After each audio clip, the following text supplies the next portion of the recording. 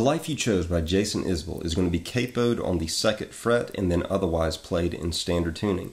The opening riff, the full band plays, and Jason Isbell plays it the first time as well. The remainder of the song that riff is played, Jason Isbell is not playing it. But the way that you play it is I'm starting off on the 2nd string with my pinky finger, relative 5th fret, and then go down to the 3rd fret of the 2nd string, and then the 1st fret of the 2nd string, then open it up, and then go back to the 1st fret of the 2nd string. So I think the way that we hear this is without the last note. For some reason, whenever I originally was playing it, I was wanting to go and then just straight into the next chord. But Jason Isbell and the band adds that last note in there before going to the first chord. So once you get that down, the first chord is going to be an F major. The way that this is being played is I've got my ring finger on the 5th string relative 3rd fret. I've got my pinky finger on the 4th string relative 3rd fret. I've got my 2nd finger on the 3rd string relative 2nd fret. And I've got my 1st finger on the 2nd string 1st fret. And then with my thumb, I reach around and I grab the 6th string 1st fret. It's okay if you let the open 1 string ring out. So that's the first chord. The second chord is going to be an A minor chord, standard A minor chord. Open 5th string, 2nd finger on the 4th string 2nd fret, ring finger on the 3rd string 2nd fret, 1st finger on the 2nd string 1st fret, strum from the 5th string down to the 1st string. And in this chord you can hear Jason Isbell lifting up his 2nd finger to expose the 4th string and then hammering back down into it. So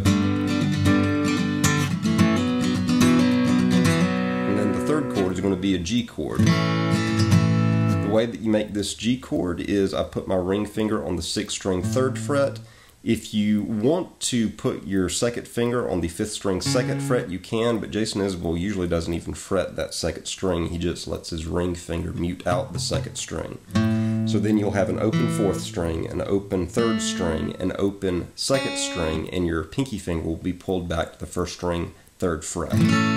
Inside of this G, you will hear Jason Isbell use his 1st finger to come down to the 2nd string 1st fret, and then he'll use his pinky finger to move off of the 1st string 3rd fret to go to the 2nd string 3rd fret inside of the G chord sometimes to get a feel like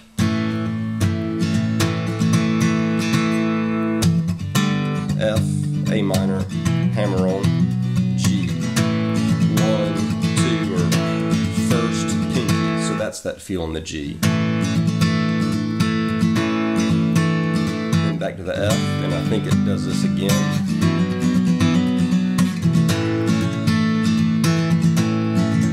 And then it goes to the verse chords, which are very similar to the intro chords. It's going to be an F chord, the same as before. It's going to hold on the F and then quickly shift to a C note.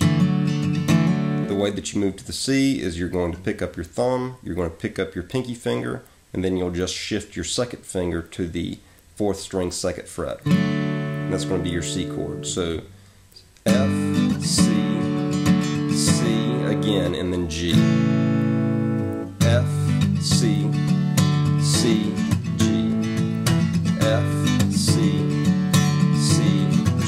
and inside of that F, you can hear me hammering on with my 2nd finger to the 3rd string 2nd fret, which is a little embellishment that Jason Isbell does.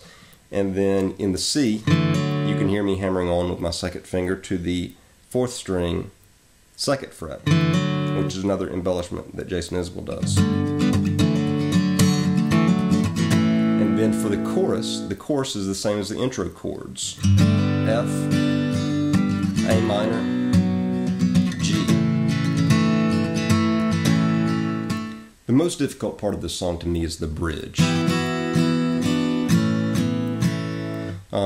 It involves a descending melody that follows Jason Isbell's vocal melody, but you also mimic it with what you're playing on the acoustic guitar. So, the way that is played is, it starts in a D minor. You've got an open 4th string. You've got your 2nd finger on the 3rd string 2nd fret. You've got your pinky finger on the 2nd string 3rd fret, and you've got your 1st finger on the 1st string 1st fret. You'll strum from the 4th string down, and that's your first sound. And then you'll pick up your first finger and expose the open 1st string.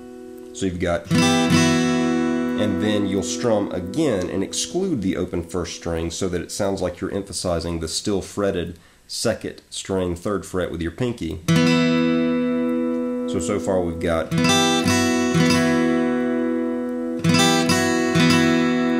and then you'll pick up your pinky finger and put your 1st finger on the 2nd string 1st fret, and you'll strum that.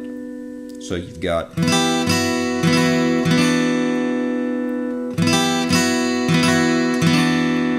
after this you're going to move to a G chord. Move with your ring finger to the 6th string 3rd fret, lift up your 1st and 2nd fingers, and you'll strum from the 6th string, muted 5th string, open 4, open 3, open 2. So,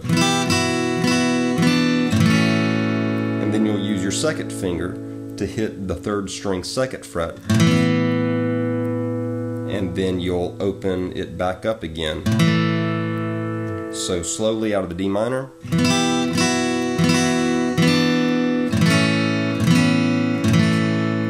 and then you'll use your pinky to put down on the 2nd string 3rd fret, and then you'll move into a full C chord. Your ring finger on the 5th string 3rd fret, your 2nd finger on the 4th string 2nd fret, open 3rd string, 1st finger on the 2nd string 1st fret, and open 1st string. And in this chord you're really wanting to emphasize the open 1st string. So let's put it back together again. I know this is kind of long, but piecing it all together.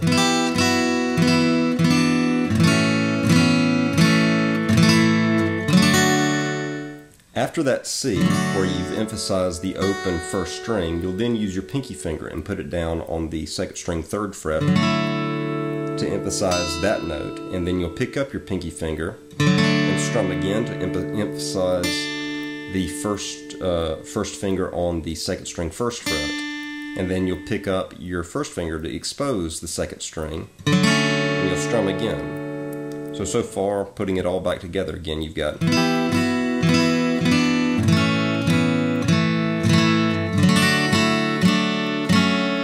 after this you'll then go into an F chord. So roll into that F chord after opening up the 2nd string by putting your thumb on the 6th string 1st fret, putting your pinky down on the 4th string 3rd fret. Your ring finger is going to remain where it's at, and you can go ahead and then start strumming and use your 1st finger to kind of catch the 2nd string 1st fret. Once you have the 1st round of the bridge done, then the 2nd round is slightly different. It instead goes,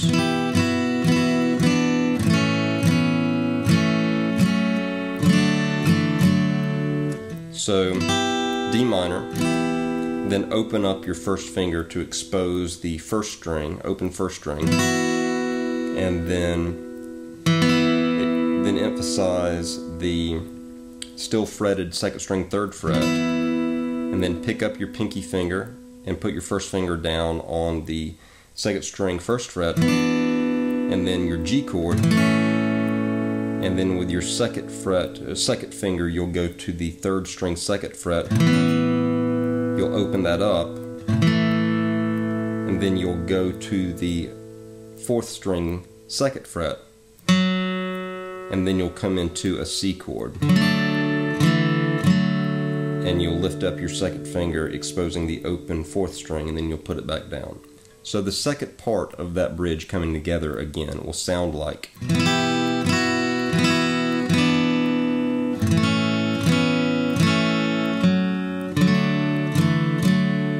and then it goes to a G chord, or it actually probably repeats the whole bridge again, but it resolves then to a G chord before going back into the chorus again. F to an A minor to a G. Lastly, the rhythm for this song is just a repetitive down and up.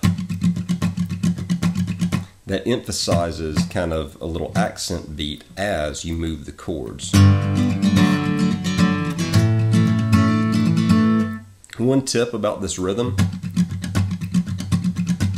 is that less is more in terms of how much you're digging in the pick. This rhythm should feel light and airy and really kind of feathery to the touch with your right hand. You don't want, or at least I don't want, a ton of pick exposed while I'm playing this, because it's like really digging in. I only push out a little bit of pick, and I let my thumb and some of the fat of my first finger help me catch the strings to give more of an airy, light, feathery feel to the rhythm.